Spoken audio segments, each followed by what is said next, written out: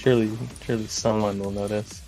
All right, they got it figured out. Shiggity is with the folks. Marlowe's with the other folks. We're back in business here. Did I get the right team at first pick? I did. Fantastic. All right, we're all set and ready to go here for Towers of Doom. Let's jump into this draft and get ready for our grand final best of 3 for this qualifier number 2.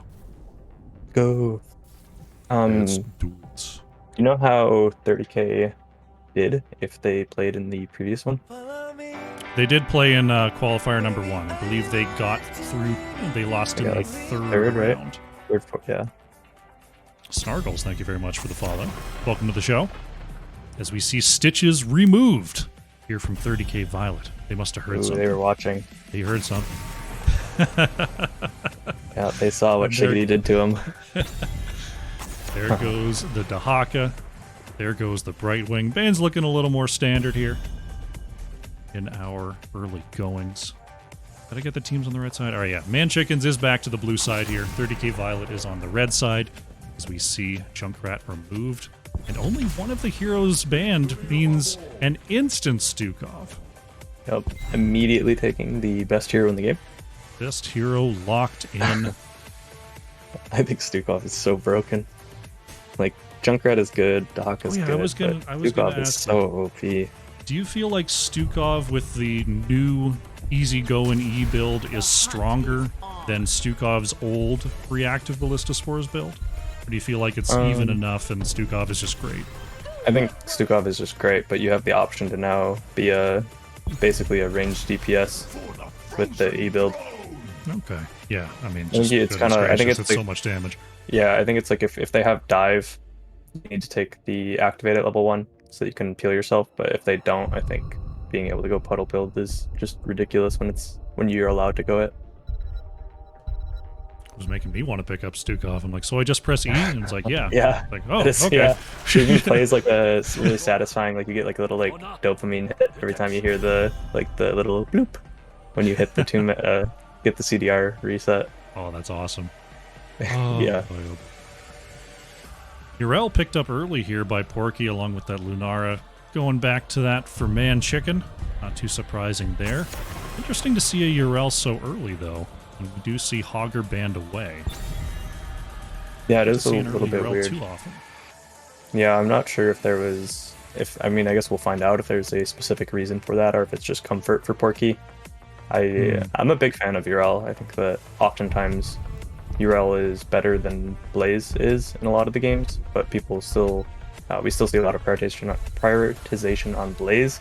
I think that Urel in a lot of cases can do more in the same situations, so I'm a big fan of the Urel, but we'll see if they're looking to do something a little bit weird maybe, because that is an early priority. Falstad's still available, as is Vala here for ManChickens. They're looking at the Hanzo on the other side, so they got to worry a little bit about the poke there. Shiggity going to try to shore that up with a Johanna. Always nice to have that big Falling Sword cleanse versus an Anubarak setup. Is the follow-up here. And Uther from Buds. Interesting. That is, yeah, it is pretty weird. They do have the option now to theoretically go into double support if they want to. Lunara is not exactly the hyper carry that you would want with the double support composition, so it's unlikely. And at least they know that Uther's not going to be countered as a solo support by Lunara because they've already taken it for themselves. So I think they have the option now to flex it if they want, but disgusting. Is Vin gonna pick Genji? Probably. Got a Vikings here, Sylvanas. You've picked the Uther already.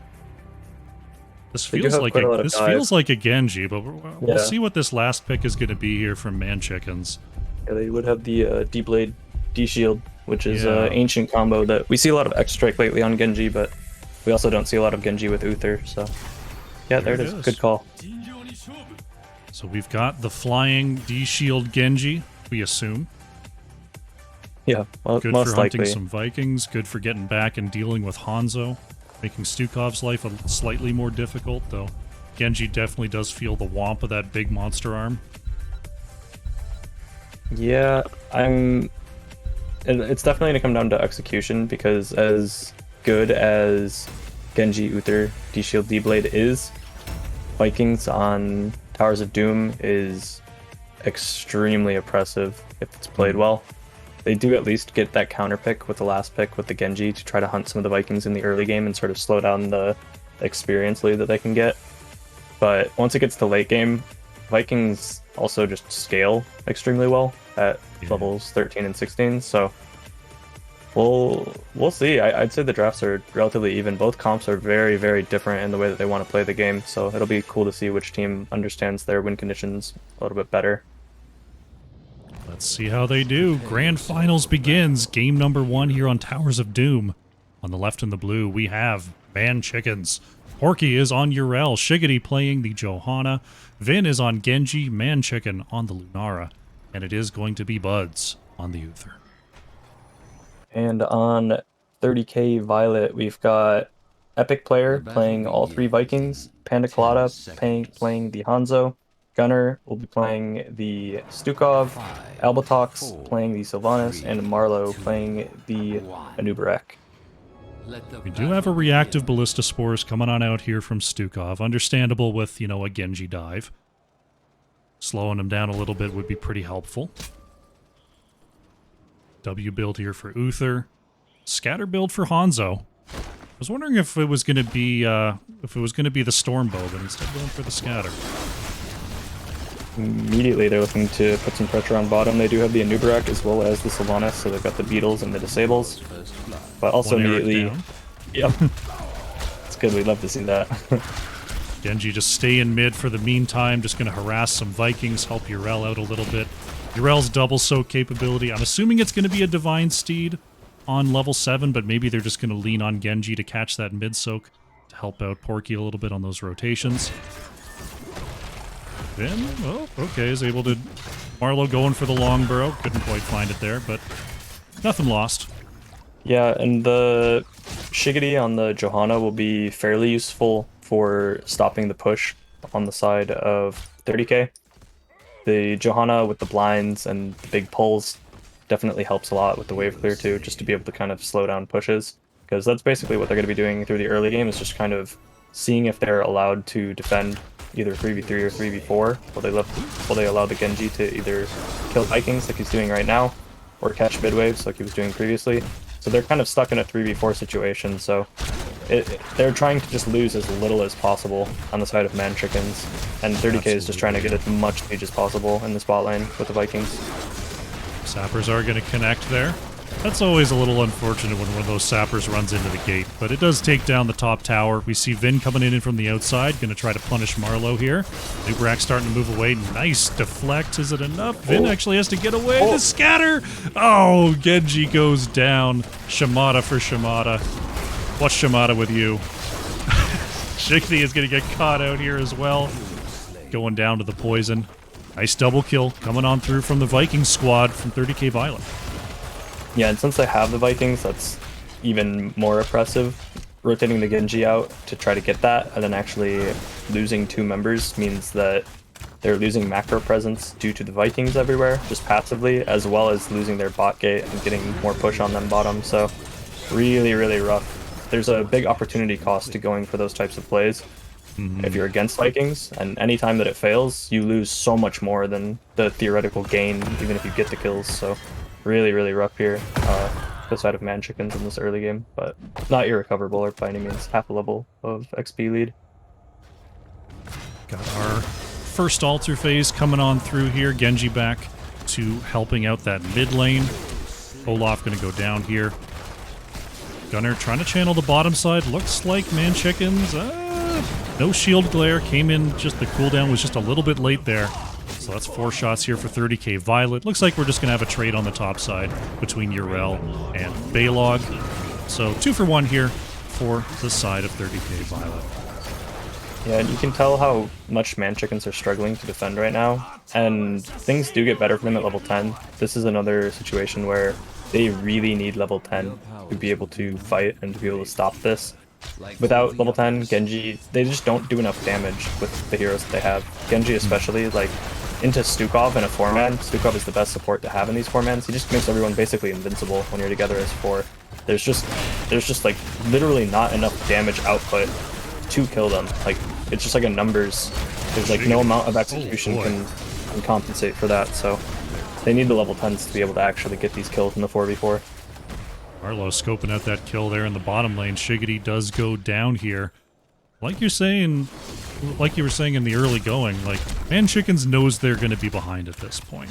To not be behind at this point would be pretty miraculous. They're getting some work done on the Vikings, but level 10 is where they're planning to turn this game around. So they're just kind of waiting to see if they can find that opportunity later on. Yeah, the first early engage really set them pretty far behind. Losing 2 members when you're trying to defend against the 4-man pushing for the Vikings is just really, really rough. So they're going to be just on the back foot, at least into level 10s. And they're just, yeah, they are expecting to lose some, but just hoping not to lose too much that it becomes irrecoverable. So they're going to be just turtling, basically, and just hiding in their base for the foreseeable future until they get those level 10s. Trying to stop this last sapper. Alright, so they stop all the sappers, but we do have a double altar phase coming up on the top side here. Vikings will almost surely be harassing Urel and not allowing an easy turn in there. Porky not even bothering, just going to go to and make sure those lanes are soaked. Probably a good idea. Yeah. Finn going to go ahead over there and deal with that. See, epic player. Nah, not going to go for it. Just a 1-for-1. But it is 5 shots for 3. Honestly, trading 1-for-1 there, even if you are down in shots, is pretty good for ManChickens. Yeah, I It agree. was close enough to level 10, and if the Vikings wanted to get a little bit weird with it, they could have been kind of sending them in one at a time to get those stalls and maybe delay for level 10. So ManChickens definitely happy with that, and being able to just kind of at least slow the game down a little bit. They're going to be able to get level 10s before the next altar phase, and hopefully they'll be able to get level 10 before these pumpkins go in bottom. Let's taking some hits there as we almost had the connection from Gunner there. Since we've got the full trait set up, I'm assuming we're going to see the combo, the Virulent Reaction on 13, but we'll have to see. Level 10s are online now for ManChickens. We do have the D-Shield. Genji is holding that level 10. We'll see if it's going to be the Dragon Blade or the X Strike. Everything else looking fairly standard in the heroics department.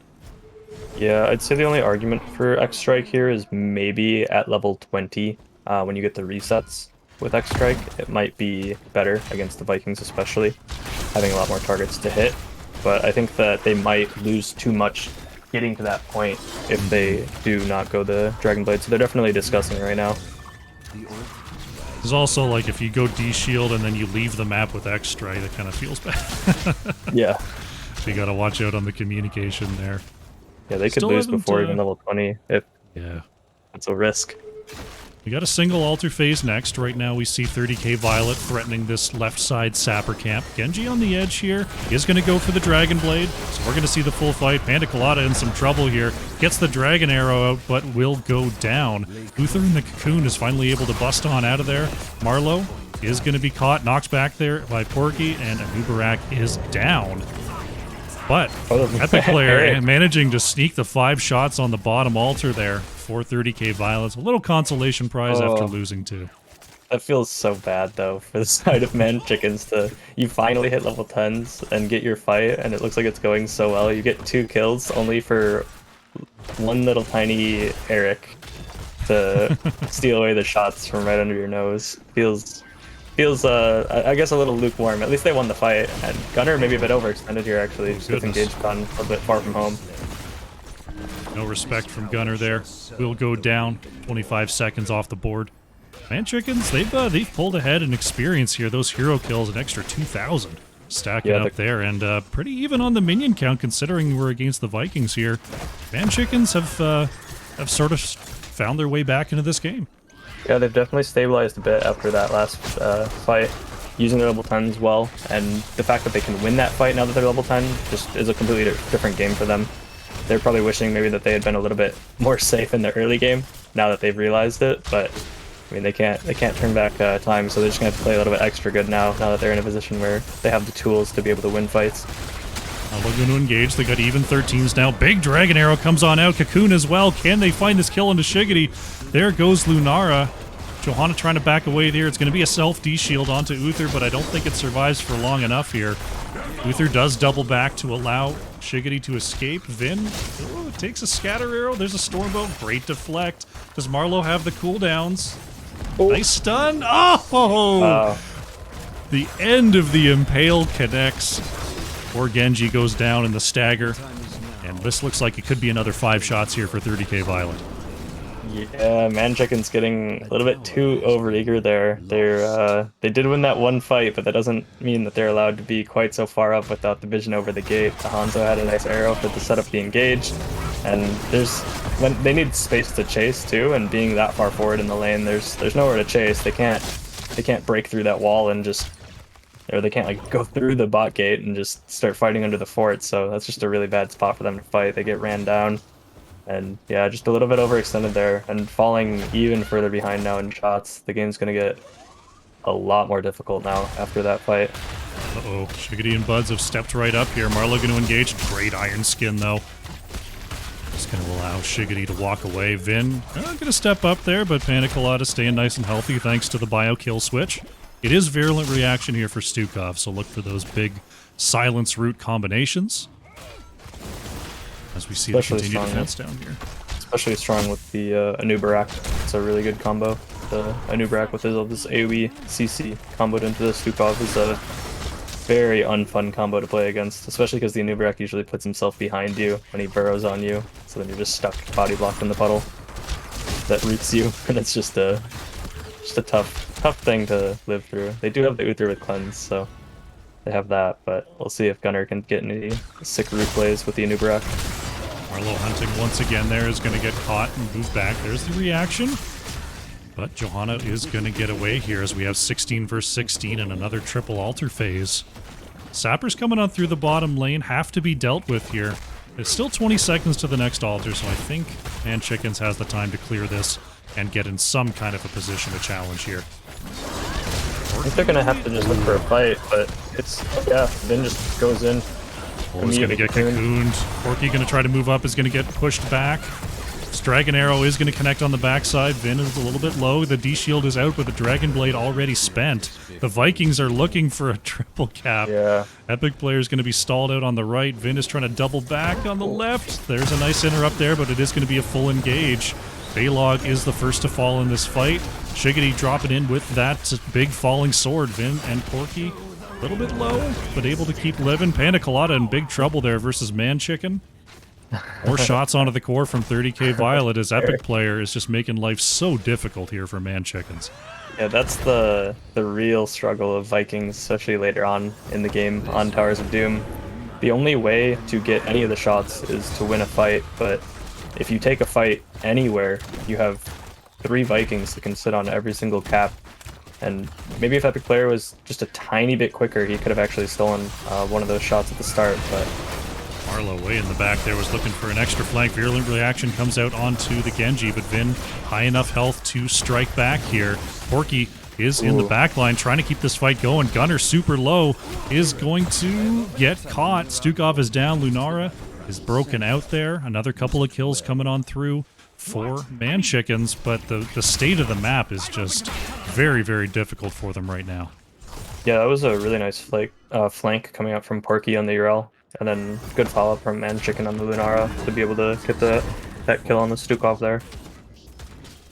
Impressive. Porky doing a good job of keeping those rotations up.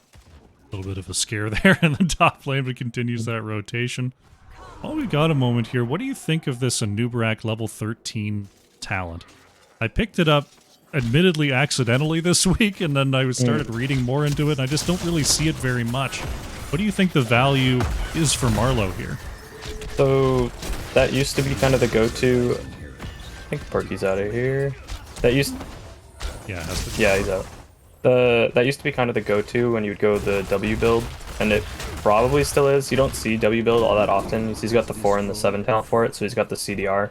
So ideally it's just more burst damage when you burrow in, and then obviously you've got the CDR at 7, so it's just more little W explosions. I think it's okay, but it was the best one before, but I think the fire is too strong now. Oh, Marlowe. Oh my God, goodness. Vin with the follow-up, but great heals coming on through. Dragon Arrow is going to whiff there as Porky in the backline trying to mix it up. Is going to get caught by the Olaf. Has the room for that Ardent Defender. Healing back up to half and then getting away with the Hand of Freedom. They're going to try to engage, counter-engage here. Yeah, they're getting Vin to cap bottom, and they're going to try to stall the rotation. Nicely done. That's 5 shots here for ManChickens as we see the big move in there. D-Shield comes out. Stukov is going to be going down. Cocoon onto Genji is going to turn off that Dragon Blade. But can Vin start to wrap up these Vikings? That's one. That's, well, they're looking for Eric, but Epic Player is on out of there. Balog already in the top lane. There we go. Yeah. Just for good measure. Taking down that Eric. I hate Vikings. I love watching Vikings get taken out. It's like my favorite. All of a sudden, look at this map here. Yeah, ManChickens is up 5-1 on structures. Yeah, they're only down 5 shots now, so as long as they can continue winning these team fights, they're in actually a pretty okay situation. They've got the level 20 advantage. They're looking for some more picks. As long as Vin and honestly everyone on the side of ManChickens playing really well. Look at that damage from ManChicken. Oh my god. Panda Colada, wow. There's a reason that the Lunara is getting picked so early for ManChickens. ManChicken is doing a ton of damage on this character. Very nicely done. S84 Walker, I think that's the old bracket. Let me see if I can find a second to update that. No, I can't right now. I'll do it after this game. I think that takes you to the qualifier number 1. It updated that. Oh well. We'll get that figured out. But right now, bottom lane going to be stopped here. Sappers will not cross the line. We have a single bottom lane altar. And we see 30k Violet has taken their bottom tower back, so they could possibly contest.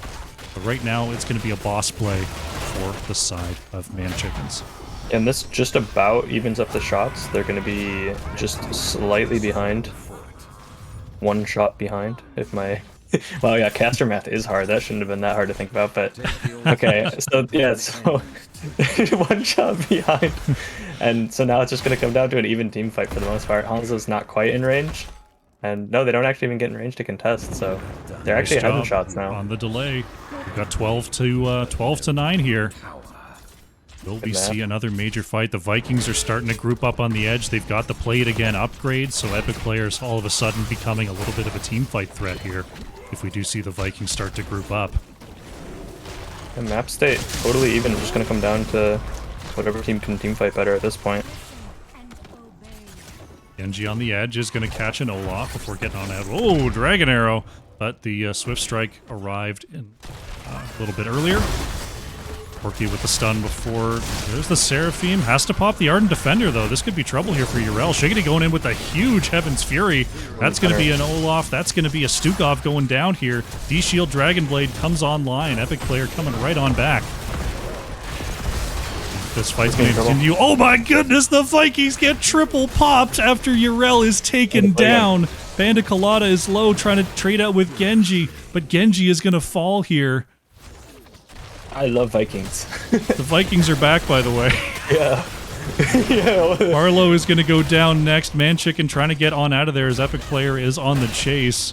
Oh, that's got to feel bad if you're ManChickens. It's about get the 2 for 2 with plus two a Viking that should be down for a little while at least. Yeah, 2 1/3 for 2. The death timers, a Nubarak is very long, so they're definitely not going to have a Nubarak for at least the beginning of whatever type of fight occurs over this bottom altar. It's going to be really tense with both teams probably trying to position on opposite side of the map around this objective. You can see the ManChickens trying to get bot keep, but that does slightly give away their positioning a little bit. Epic Player just going to go ahead and threaten here. It's going to be 1 Eric down. Urel is up and on the way back. Balog is actually trying to take the top tower here for 30k Violet. That looks like that's going to happen no problem, as we do have a wave collapse there. Panda Colada, oh no, is caught on the terrain. Went over the small bit of terrain instead of the large one.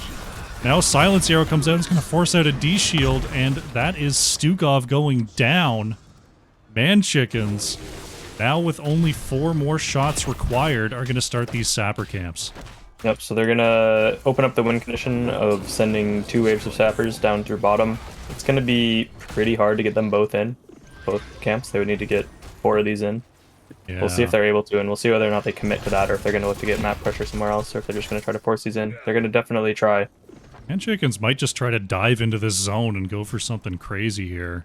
Yeah, we'll see if they can defend against these sappers. It's definitely a tough order. Epic player is going to play it again on the edge. There's this full stun coming out onto Marlowe. Gets the shield in time. Moves back in as Uther is put into the cocoon. Heaven's Fury is going to take the Vikings down once again, but they're coming right back on the edge. The sappers are walking in. They're all across the line. And that is going to be ManChickens going up 1-0 in our grand finals. GG. I do love to see Vikings lose. That was a really close back and forth game, though. My goodness. So well played by both teams for sure, and Heaven's just Fury, really, by the way. yeah, that's so Holy good, cow. especially into Vikings. That's something that I was testing in try mode actually. Is I think that if you run Falling Sword Johanna with Vikings, it should be really, really OP. But I haven't seen that yet in any of my games. But it's also good against it because at level 20 you get that CDR. Oh my goodness. Crazy, crazy stuff. Well, ManChickens swings back. It's looking a little rough for them in the early game. They did a good job of stabilizing. They did a good job of finding their team fight win conditions with the Dragon Blade D-Shield. Very, very nicely done. Bring up the talents here. Yeah, that Heaven's Fury. Crazy stuff. And we saw the full value realized of checkpoint reached there on the Vikings. Yeah. Epic player getting triple popped twice and just kind of came back. It's just like, no, you didn't. It's like, I totally did. It's like, no, you didn't. That mid play was, yeah, that was really, really nuts. It was basically just Vikings difference in that fight. So that was definitely cool to see. As much as I hate Vikings, it is cool to see them played well. Very nicely done. Almost got it. See if it comes out again anymore in this series. Checking in on the chat here as we wait on our next lobby. How you doing, Shy? Can't get into Final Fantasy. It is Endwalker Day. I don't know if we've got any Weeb MOBA players out there, but happy Endwalker Day. Hope you're having fun in there. Hope you're able to get in. Hope it's stable, because I know MMO launches all too well. But hope you're having fun out there. You get into Final Fantasy at all, Justing? Is that your deal? No. Priz tried getting me into it at one point. I just couldn't get into it. I think World of Warcraft kind of, in the same way that I feel like HOTS to some extent kind of like ruined all the other MOBAs for me. Like I just prefer HOTS to everything else I've played pretty much. I think that World of Warcraft kind of had the similar effect where it's just hard for me to get into any other MMOs since that. Yeah, it's tough. I mean, I played WoW for 12 years, 13 years. Then trying to go to a different game that's just such a different philosophy has left me feeling alien in the game. So I keep trying to kind of going in and out, going like, this just doesn't feel right. It doesn't feel right. And I'm trying to like get myself off the old thing, but I don't know. It's a cool game. Everyone who seems to get into it is having a great time, so good on you out there. You're having a good expansion day. I know. Yeah, I remember seeing Priz's character, and I think it was really funny. I don't remember exactly what he was. I just remember that, like, my character was, like, tiny, and his character was just absolutely gigantic, but we were both supposed to be, like, the same, I don't know, like, the same, like, power level. It was just, like, funny to me to see, like, there's a lot of funny things in that game I've seen, of, like, the music and all the other stuff. Like, I've seen, like, the orchestrated... I've seen some crazy stuff in that game, but, yeah, I haven't really played it much.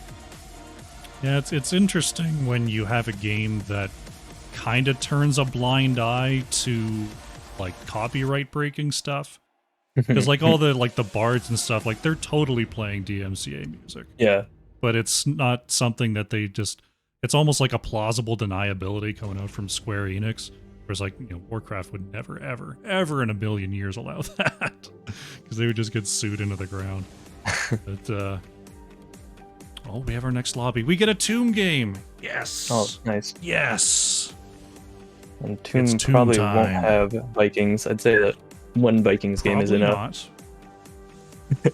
Probably not a Vikings game. Let's see here. Let's get the Tomb loaded in. Who chose the map? The ManChickens chose the map. ManChicken. The ManChickens. All right, Tomb of the Spider Queen. It's our first one of the day. It's one of the few remaining maps where you might ever see a mage. It's exciting stuff. Sometimes you see your Goldans, your Tassadars, your Janas. This wave clear is just that important. You feel like there's you can definitely still get away without your mages, but is the map just structured in such a way that it's safe enough to go for an early pick mage, or is it still kind of a reaction in Tomb of the Spider Queen at this level? You definitely can. There's always kind of the prerequisite of having some way to kill tanks first, because for the most part, if you can't kill the front line, it's just really, really hard to play the game. So as long as you have that covered, you can kind of pick any of the mages on this map. It's mostly just the wave clear that they have is so valuable on this map that's kind of the main reason I think that you see so many mages getting played. Like the Chromie's really good, but you can also slow siege really well, and just siege well with the slowing sands and the wave clear. And yeah, Gul'dan has the wave clear. It's mostly just that wave clear is so important, and with the exception of Li Ming, pretty much all the mages just have a ton of it. Speaking of that wave clear, Maiev is one that we see an awful lot on Tomb here.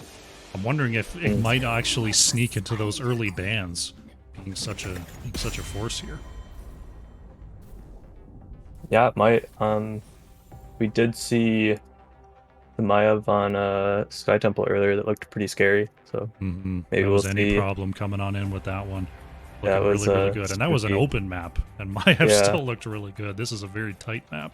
Yeah, this is definitely one of the best Maiev maps. I've definitely had some fun games of Maiev on this map. She's also a tank on this map, which is cool. I have Sometimes. definitely seen like setting up where like you do something like I saw your team. You do the Zool in the top and mid, and you do something crazy. Like you do your Maiev down in the bottom lane, or you can have like a Johanna do something similar. Just walking around being an indestructible double soaker while you push bot. See what if things are going to be. They're going to get a little funky here on Tomb between these teams. Stitches banned again, so respect for Shiggity on Stitches. And now banning away the Stukov. 30k Violet not interested in taking their Stukov this time. So Gunner do you leave did get punished a up bit. here? The Hawk is still available. They don't want the Hawk. Okay, understandable. Hawk banned. So Brightwing is available. See if they opt in to first pick it or not. It's not the best map for Brightwing. It's a pretty small map. It's probably still a good enough map that you could pick Brightwing. And picking Johanna first pick on Tomb is a historically normal thing to do, but as of lately, it seems a little bit out of place to pick her in the first pick. But I mean, on Tomb, it's definitely a tough map. I wonder if they just don't feel good about a Lunara first pick just with their roster. Because ManChicken will just take it at every opportunity. Yeah, and ManChicken's been looking really, really good on the Lunara, so it's good that they got that. And Shiggity picking the Anubarak means that they most likely just don't care about Brightwing or don't want to play Brightwing. Bud's obviously a very skilled player that has a very large hero pool of supports, so he's not going to be necessarily feeling like he's lacking too much in not having the Brightwing. But I do think it's a bit of a, just like on paper, a bit of a draft blunder to give away or they just don't pick Brightwing either, so I don't know. I guess just gonna keep Brightwing. They're gonna keep on baiting with it. They're gonna decide they want the Blaze Tychus here. Definitely looking like a I was thinking maybe you go with the Maiev and you just go full group them up, blow them down, but solo damage Tychus is a little bit odd. I think it's okay if you have Maiev. Maiev has Maiev and Tychus both have some percent damage. Obviously Tychus has a lot, but Maiev has her level 7 talent and her 16 talent where she gets, or might be her level 4 talent and her 16 talent where she's got percent damage. So Maiev actually does pretty well against tanks, and Blaze is also really good follow-up for Maiev, so I wouldn't hate that. I think there's situations where solo range Tychus is fine, because he does feel like that main prerequisite of that most solo range don't like is just being able to kill tanks, and he does that pretty well. Okay. See a Leoric ban here. Leoric just sort of traditionally good here on Tomb, just being a safe carrier in the bottom lane, kind of difficult to gank. Wonder if we will see the Hogger picked up by Porky this time. Yeah, Leoric's also a soft counter to Johanna and Blaze, so that's a pretty good ban. But you're all still available if Porky wants to play it again. Real Ooh, Vala here coming on out. So we got two pretty good hope generators between Vala and Lunara here. yeah, two of the best. I'd say I think Valo and R are kind of tied for that S tier ranged carry right now. So getting both of them is looking pretty good for ManChickens. Either one of them can do... I was wondering if maybe we see like an Oriole battery do the double soaking, but that's pretty gankable. Gonna be a Mephisto here from Albatox. And Anduin from Gunner. If they didn't pick Mephisto, I would say that there was a chance that Porky could have actually played Uther here, and I think that might have been something that they were like considering. I'm sure Porky can play Uther. If it was gonna be like a Zarya or an Uther or something funny like that. I don't think they would do it now into the Mephisto. Mephisto is too strong into double support, and I'm sure Buds knows that. Yeah. I've talked to Buds a lot about the draft stuff. I'm sure he's aware of not to do that. So yeah, that makes sense. Solid option. You can get behind Mephisto's shade and get a nice reposition there too, which is really nice. Yeah, and he looked pretty good on it in the last game. There was only maybe like one moment that looked like he really like made a mistake, and he had some like really good plays with some good flanks. So yeah, I like the Porky Urel, and it's also it just also works really well. Of all the chunky offlaners, like you've got like Blaze, Urel, and Dahaka.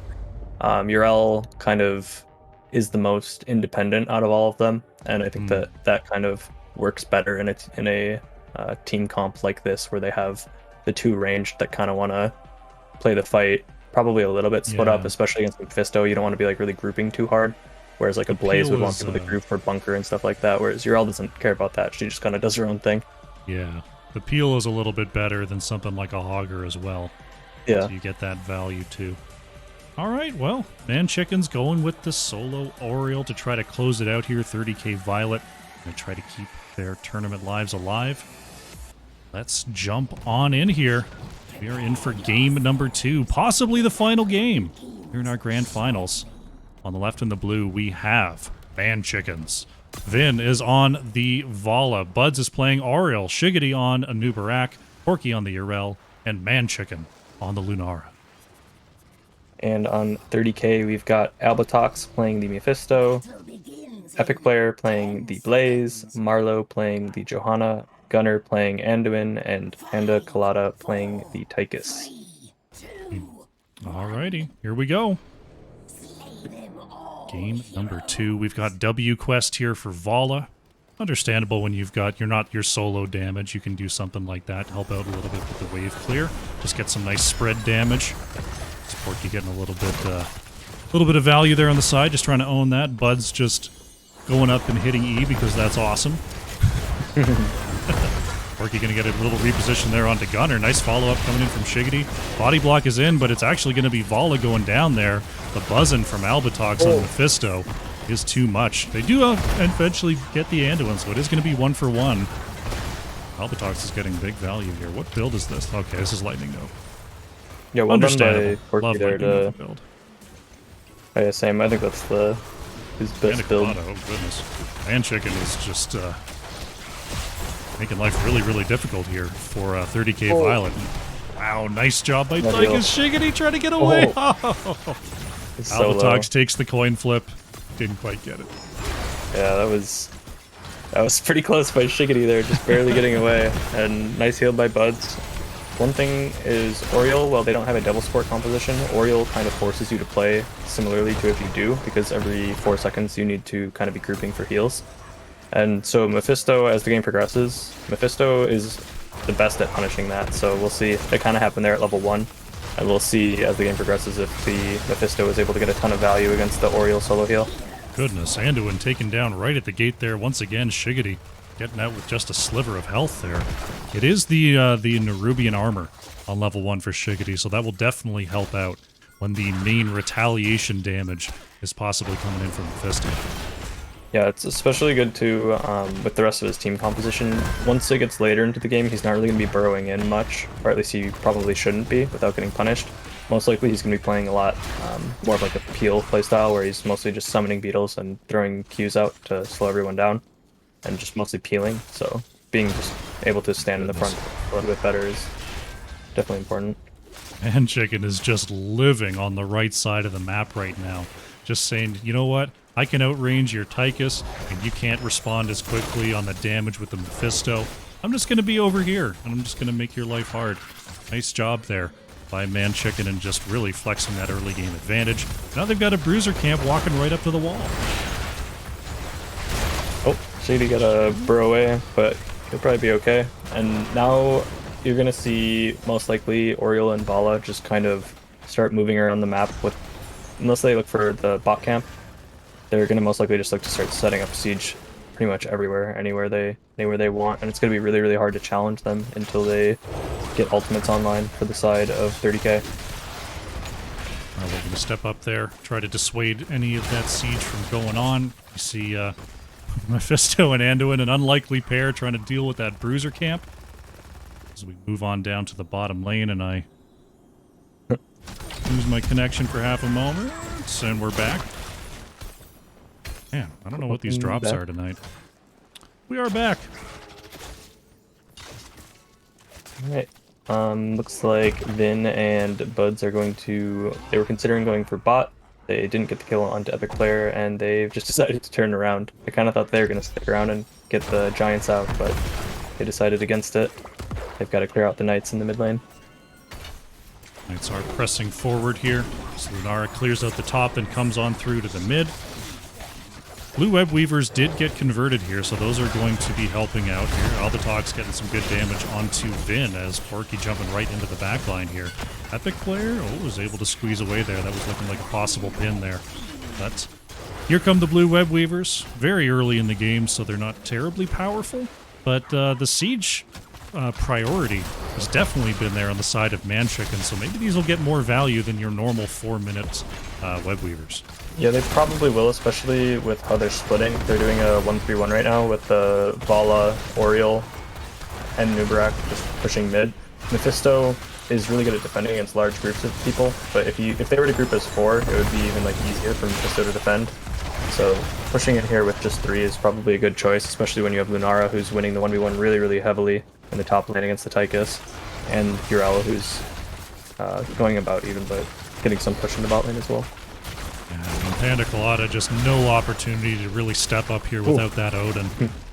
Almost a little bit chunked there by the multi-shot. Goodness. Look, ManChicken not going to allow it. There's that long Noxious Blossom. Oh, he might. Gonna step. Oh, goodness. Panda Colada playing with fire there. Is Porky on the edge, ready to follow up? Is Porky in vision with that gate? I don't think so. I think you can be in that corner without being seen. Yeah, I don't think they had vision of him there. Really, a good, very good first turn-in on Tomb. Really, that's huge. We got half of mid fort, all of top fort, and top fort is the most important lane, or top lane is the most important lane to get forts on this map. It's the boss lane. A lot of teams try to kind of put pressure on bottom, but I really like that they went for the top fort. Oh, ManChicken could be in trouble here. Bumped back by the quarterback grenade, but it has enough with the help of Buds to escape. Vala getting the bot camp all by herself. The distraction by ManChicken is successful. Free camp secured. Nicely done. Vin able to sneak away and get that done. That was something I always try to work on Tomb. It's like doing the head count. It's like, wait a minute. There's not enough people here. And then trying to figure out where they could possibly be. ManChickens, they've got their 10s here. Thornwood Vine once again. We've got the Crystal Aegis. The choice here from Oriole.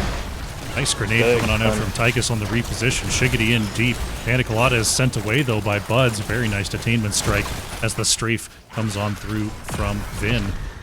Pretty nice rebuttal there from ManChickens. 30k Violet was looking like they could have picked up a couple kills. And we're seeing the Porky just hopping around.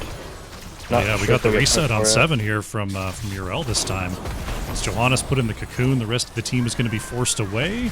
Marlowe has the Iron Skin, but doesn't have Falling Sword just yet. Good save there from Gunner. 10s are in. Going to be instantly locked. Durance of Fate comes on out as the bunker is used by Epic Player. Ooh, just enough healing to get everyone out of there. So the 10s are in for the side of 30k, which they definitely need, and that's kind of been a growing Sort of a theme that we've seen is every time a Vala is in the game, the enemy team pretty much needs their tens to do anything against her because she's just so slippery and she just can kind of act Oh so no. freely. Yeah, Porky didn't have the Porky. jump for the interrupt, Yeah. couldn't get around in time. Yeah, We've got our red web weavers on the way. I think that's okay if they got the turn in there. I don't think it's hugely detrimental for the side of Porky and the ManChickens. The siege is not great outside of the Odin. They're really good at counter engaging and looking for like fights when the enemy tries to siege in though with the Mephisto. Nice durance, but Nubrak went on through. Marlowe able to barely get out of there.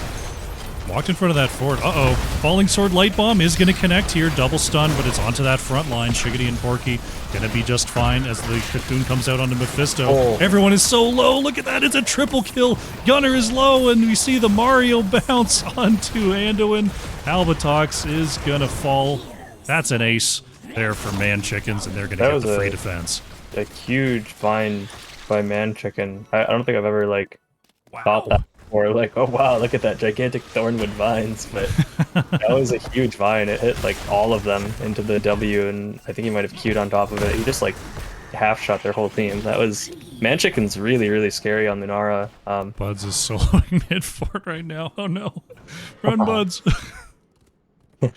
Assuming that another game, assuming that they can bring it to a game 3, ManChicken should not be allowed to get Lunara. He's been way too strong on this hero. Oh my goodness, it's been crazy. Yeah. He's showing why it's first pickable and just how strong this hero is. ManChicken's looking really, really strong. Trying for a turn in here is ManChickens. Gonna get their bruiser camp out in response. Because they have their level 13 advantage. We'll see if they have the opportunity to turn in. And Chicken on the edge is going to be caught here by Marlowe. Porky on the outside. Can't quite get on the side of Pina Colada. Uh-oh. Bunker comes on down for Epic Player. Will escape. Oh, they're turning it around onto Shiggity here. I don't think Shiggity has the burrow charge. He's going to have to force out the cocoon here. Oh, Marlowe is a little bit late on the falling sword. Is going to have to retreat here. Unfortunate there for 30k Violet. And now ManChicken's not going to be able to catch him. Yeah, a little bit mistiming on the falling sword. If they would have hit that, Durance is up now, so it probably would have been pretty close to being able to look for a big combo, but it's really hard for them to stop Lunara and Vala from sieging when they don't have their major ultimate engage abilities like that, so probably going to have to wait about 25 seconds until they've got the light bomb before you see a real engage. If they use Durance before then, I think it might just be a bit of a mistake, so we'll see if they have the patience to wait until they have all of their major cooldowns before they look for any like real major engage while they're defending. Well, stepping out there, Pina Colada with the Odin is going to take down this objective pretty quickly. You see Urel doing a little bit of double push there. We still have a bit of this bruiser camp in the mid pushing with the objective, so that is going to have to be responded to by the side of 30k Violet, and that's going to allow ManChickens to just step up and just work on this bottom keep. Porky doing a good job of zoning away there, just making sure Albatox can't move in for free. Shiggity making a guess there, couldn't quite get it. But this is going to be bottom keep going down. Tremendous work here at the 11-minute mark. Yeah, that's more than you can expect from a turn-in at this point in the game, and they're close to getting almost a 3-level lead. Oh no, the falling sword doesn't hit. Marlowe is going to get caught there. Light bomb follow-up is not going to land. Great Crystal Aegis there from Buds as the Durance catches 2. Marlowe pushed back into the fray. Going to be a bunker saving 3. Cocoon on Mephisto on the edges. Marlowe is going to be caught and removed. Great turnaround from Shiggity. Albatox trying to get the lightning the damage. Is going to go down. 16-13. Pina Colada is low. Great counter stun though from Epic Player. Is going to take down Urel. And that should stop this core call. Shiggity is going to move in, though, onto Epic Player. ManChickens in the area. Great strafe, but the stun underneath the core. Anubrak is going to go down on the edge. So we've got a 3 for 2 here. ManChickens is going to be forced to back off, and they don't get anything off the core. Overall, that, I mean, after losing their keep, that was the best case scenario for 30k there. They got a little bit caught up in XP just from getting any kind of comeback XP from getting those kills and just not allowing ManChickens to take their counter advantage and go and do anything with it. So surviving there, while it is bad to obviously lose the bot keep like that, everything that happened after that definitely favoring 30K, and kind of necessary for them to be able to have a chance to make a comeback in this game. They're going to be down talent for quite a while, so we'll see if ManChickens look to force boss with their talent advantage, or if they're going to play a little bit more passively. ManChicken keeping an eye on this bottom turn in. Top boss, Vin is going to go ahead and start that up. Porky in the area. Looks like the rest of ManChickens are just going to show in mid, just sort of a, hey, we're definitely not doing boss positioning. Oriole starts to sneak up to that top lane, but I don't think Epic players... Oh, okay, Epic players just going for the lane. Boss is down past half health. Marlowe's not falling for it, though. Marlowe's going to go in there. Is actually... That was a weird containment strike. Kind of just slapped right into the pit. But the boss is going to be going over to ManChickens here. They managed to take it down quick enough. And it's going to be a fight as well. Tychus is put into the cocoon. Albatog's trying to counter here. Falling Sword comes on out for the Unstoppable. Panda Colada trying to get away here. Nice Durance is going to land on TRL. The strafe from Vin is connected. Marlowe is low. There goes two. It's a double kill here with the boss pushing in the top lane. Porky is going for broke here on the bottom side. Chickadee goes on in there for the stun as well, and they might be trying one more time here for the core. Yeah, 2 dead for 20 seconds. That fight was really good for ManChickens. We'll see if they're able to end with this. I think, I mean, they're definitely going to look to try, and they do have turn-in if they don't end here, so kind of rough either way, but I think they're going to be able to, end here. It's 5 seconds, the boss is about 60% HP. They have one catapult. Give it a try. Yeah, 16 Mephisto is are best in. at defending. Light Bomb comes on out onto Epic Player. Nice knockback, though, from Porky. Albatox is low. Shiggity on the edge. There's the Durance coming on out onto TRL. ManChicken is being zoned away from the core, but Mephisto goes down. Core shielding is gone. The boss is still pretty healthy here as Porky jumps onto the other side. Epic Player low gets the big stun, but the core is already down past 30%. It's just too much damage. ManChickens take the 2-0 and are your Qualifier 2 champions. Dominant fashion. I do like that I casted them last week and I didn't they ended up getting knocked out, but this time I cast them and they go all the way, so that's sick. Happy for ManChickens. Well done for the ManChickens, going lossless today all the way through our finals. 14-3 on the kills there. Just, I mean, the story of the day. ManChicken on Lunara cannot be contained. Yeah, ManChicken really looked scary on Lunara every time, and kind of showed just why Lunara is so heavily prioritized and why she's just how strong she is. Like, he played really well on the Lunara, so props to him and props to the rest of the team as well. Everyone did their role. Shiggity also impressed me quite a bit on pretty much any of the tanks he played, so well deserved by ManChickens. Well done. We could do an interview with Porky. He's asking, do you want to do one? Yeah, sure. Alrighty. Let's bring it on back to, we're going to do the single camera because I'm about to break the Discord call. Let me see if there's an open voice. Actually, is there a voice? Oh, there's no extra voice lobbies. What Discords Can you drag them or no? I don't know if we can add them to the call.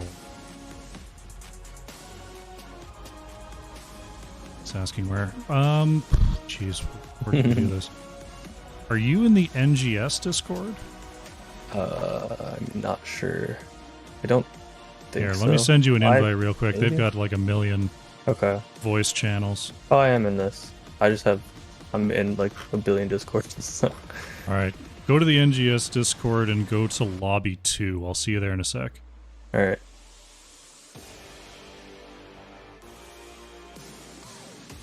Alright, we're in Lobby 2. We're going to bring Porky in here.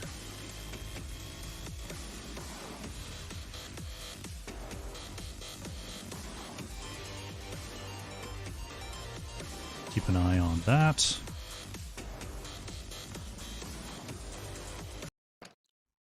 All right.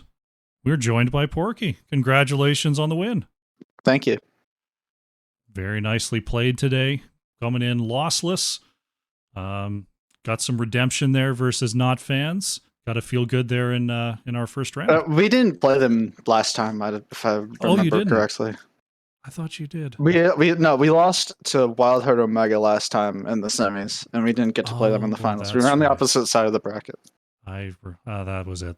Okay, but yeah, I mean, not fans did win last week, looking pretty good there. But wow, I mean, really, really solid performance there in the first series. Was there any? Do you feel like there was any keys to victory there in those drafts? In draft, I think that we have a pretty flexible hero pool. I know Vin plays a lot of heroes really well, so I feel really comfortable putting him on there's 7 different heroes I can put him on, and I can feel comfortable that he'll carry the game. So that's really nice as a drafter. Also Slips being the best Lucio player on the server. He got the GM1 with it. So we put him on Lucio for the double support Vala comp on Towers of Doom when they banned out his Lunara and Mephisto. So that was also really good. There was a little bit of a swap in roles there that worked out super, super well there on Towers. Really nicely done. Wait, is that the legendary ManChicken? Yeah. So if you remember GG Till I Die, the #1 GM player, that was Slips who played Lucio. Yeah. I know him. I didn't know that it was ManChicken. Okay. Yeah. he popped off on Lunara. His Lunara is really good, for sure. Were you surprised that he basically just got Lunara whenever he wanted today? I think there's a lot of priority on other heroes. There's just a lot of OP heroes on this patch, like Dahaka, Junkrat, Hogger, Lunara, Stukov, Brightwing, Blaze, Vala, Stitches. There's so many heroes that need to get rid of or need to be banned. And I guess they just didn't prioritize the Lunara ban until I think Lunara was banned or picked away from us in our last series, but yeah, this series they banned it. Or no, they didn't ban it. No, we got the Lunara twice. Oh yeah, we got the Lunara I think it was twice, picked away once in the semis, but that was about it. Oh no, they bet. Yeah. You're right. Well, I mean, we'd pick Lunara when it's up because the hero is completely broken on this patch. Yep. Why did you pick Urel in the 1-2 on? I don't remember which game it was. You super early picked Lunara, or not Lunara, Urel. Sorry. Yeah, so the reason I did that is what did we play? That was Genji, Uther, Lunara, Zhao. I didn't really feel like Stukov and Brightwing were banned, right? I didn't want to there wasn't a healer I wanted to pick in the 1-2. And I didn't feel comfortable picking Shig's hero in the 1-2 either when I saw only the Stukov, so I just decided to pick Urel. I'm comfortable playing Urel against any solo laner. Right. So it's just a generally good hero. I'm not really gonna die on it. It's really ungankable. It can clear the waves. It can double soak well against basically every offlaner. So it's just a solid overall pick when you don't have anything else to do or you want to hide other things. Yeah, I'm all for it. I was just wondering because it was a little weird. Yeah, not big fan of you Urel, see though. An awful lot, but yeah, performed really well there. Speaking of that draft in particular, it seemed like the Genji was the call in that last spot. Were there other options that you were considering for the final pick, or when the Vikings came down, you figured Genji was definitely the call? When we had Uther, I think there was a lot of debate in comms what healer we wanted, because the healer ultimately decides what we pick for our flex, right? So say we go for something we were debating Malfurion or an Anduin or an Uther, but Buds doesn't like the Malfurion against the Anubarak, and I agree, because Anubarak's really good against Malfurion, unless you have a Stitches and you get the Gorge, that kind of thing. Sure, but yeah, I think in general Anubarak's just really good versus Malfurion. Same with Anduin. I think Anubarak's pretty good into Anduin as well, and you saw that in the Tomb of the Spider Queen game. Right? Mm-hmm. Yeah. And so we just decided with Lunara on our team there wasn't really a threat for Uther, so we just decided to pick it. And Uther Genji is OP.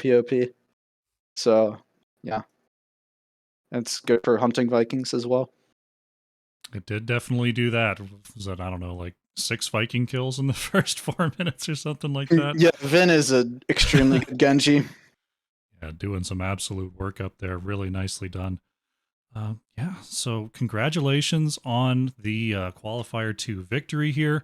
I'm hoping you guys are continuing on in our qualifiers. I'm hoping to see you again next week. Is that the plan?